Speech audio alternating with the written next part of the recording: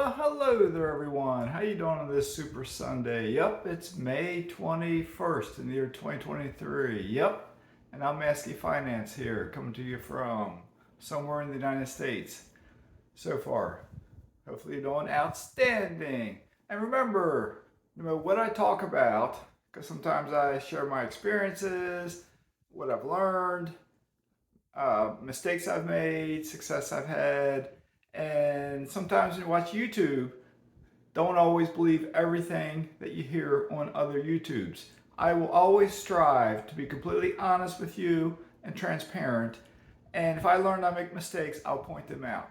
Because I hear other YouTubers make a variety of mistakes over time and they never admit it. And they repeat it sometimes. And then if you're a beginning learner, you're like, you believe them. So I caution you watching other YouTubers. I just caution you, okay? So with that being said, I am Mazske Finance. I'm not a CPA, I'm not an attorney, I'm not a financial advisor, I am not a doctor, I'm not a nutritionist. Yep, that's my disclaimer.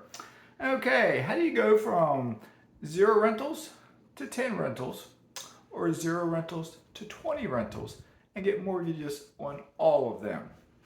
Okay, here we go. I'll give you some examples based on some things I did. I'll give you some pitfalls of using certain techniques.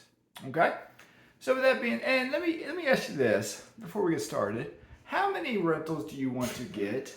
I see a variety of younger people. They go crazy. They go 0 to 200. They go 0 to 500. They go 0 to, and it's not just young people, old people too. Once you get so many, why do you have to keep getting more? Is it your type A personality? Is it because you got to win? Is it because you want to gloat about it on your YouTube channel? Why? I don't understand it. Why? Yes, I plan to keep growing. Okay, I plan to keep growing, but I'm not the sort of person to say I'm going to get 2,000 units. That's not me. Why? Why do I want to do that? The more I buy, the less there is for you to buy. And I believe in sharing. But now with that being said, we all need to do our own work. Okay. And I do have alternative investments that I will continue to buy because they can outperform real estate at times. Okay. So that being said, how do you get mortgages for up to 20 rentals? Okay. Easy part.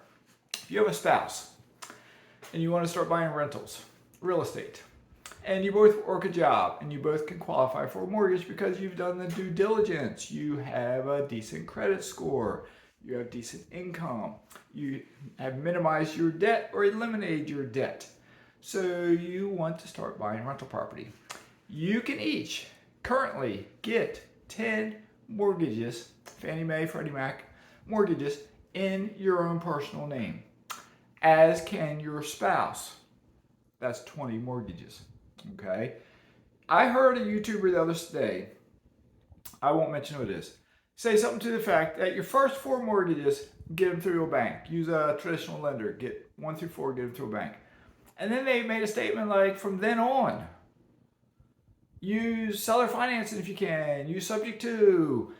Every house you buy, submit 2 offers. One a normal offer, one a seller financed offer. You can change the terms. And they were stressing how beautiful, how magnificent seller financing is. They did not bring up any pitfalls to seller financing. Okay, I will tell you a pitfall to seller financing from my perspective. Okay, it helped me and it bit me. Okay, and here we go. I, as you know, if you watch my channel, bought 9 houses utilizing seller financing. Okay, I had already. I was going to say that. Lost train of thought. Those 9 houses propelled me to financial independence. Okay, because that just gave me more than enough. Those 9 houses, then, when I went to buy this house here, I used the income from those 9 properties and my other properties, all the ones in my name, to get the mortgage on this house. And then I find out that now those 9 mortgages count towards my limit of 10. And I had some open spots. I no longer qualify for mortgages because I'm now topped out in my name. And I did not realize that because I'm like, wait a second, I don't have 10 mortgages in my name. The missus doesn't have 10 in her name, but we utilize those 9 seller financed houses to buy this house. And they're counting now. They got it. They can't count them. They can't just forget about them, let's say. So a mortgage company, they count them as mortgages. Okay? Be that what it will. So, and with seller financing, before you go hog wild crazy getting it, and you just want to offer it to every John, Jane, and everyone out there, think about it from their perspective. Okay, what are you going to tell them? Sure, if they have a paid off house, you can minimize their tax burden because maybe they're selling the house for $300,000, let's just say.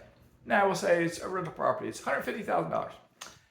If you just give them $150,000, then they got to perhaps pay tax on it. Perhaps.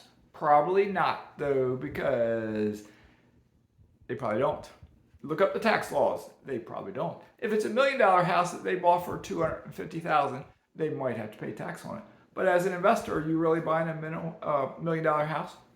So if you're buying a rental property, if you get the opportunity, sure, offer, wait till you're topped out. If you can qualify for mortgages, my recommendation is utilize a bank to get your mortgages. Utilize a lender to get your mortgages.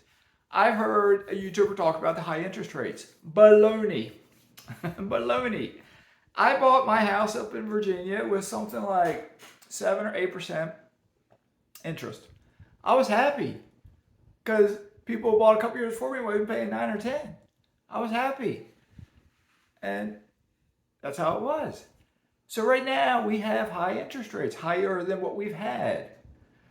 The rates we had before were perhaps once in a lifetime type rates. We may never go back to those rates ever again in our lifetimes. Okay? So why can't you get, as an example, a 7% interest rate from a bank right now? You can. What you got to do is buy a house intelligently where when you run the numbers, utilizing 7% interest rate, it still positively cash flows. If you cannot make a buy because the price is too high and the rates are too high, don't buy it. Lowball, make a lowball offer. Eventually, the prices that we're looking at for rental property, if you can't find one now, they will come down. They will come down. Now, if you've maxed out your mortgages, by all means, go after seller financing, go after subject to mortgages, okay, and so on, so on, so on. But again, I go back to what I said in the beginning. Why do we need to get more than 20? I'll throw that out there. Maybe I'll put that in the title of this video. Why do we need to get more than 20 rental properties?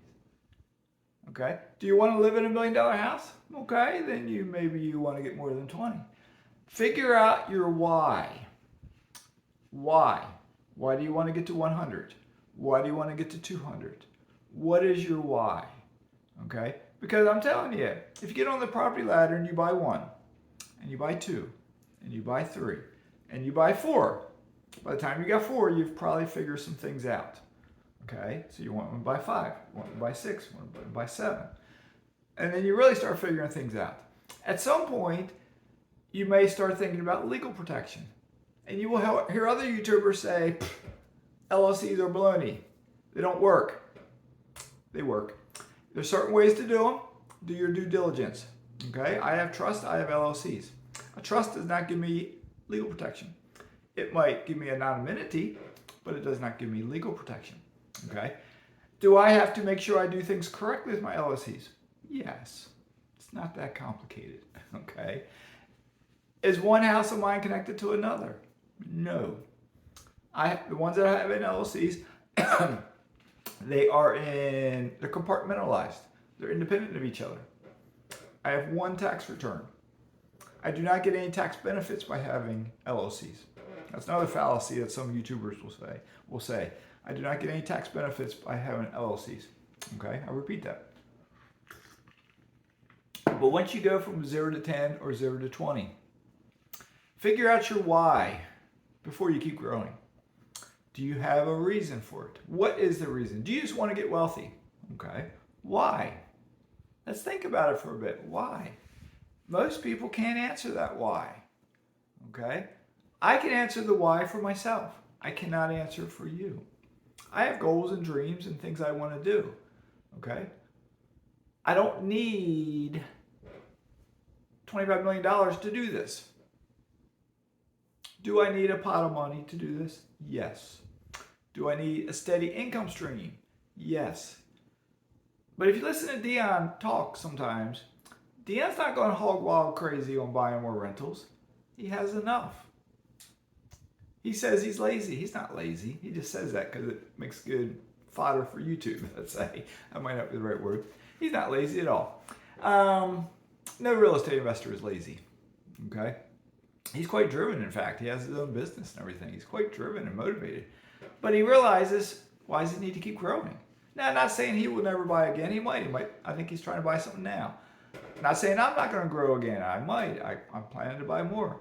But I also have alternative investments that I plan to add to them. I currently like them better than I like my rentals. So that being said, hopefully I've given you something to think about. Try not to slam me in the comments. All right. So that being said, have a great day. Maskies signing out.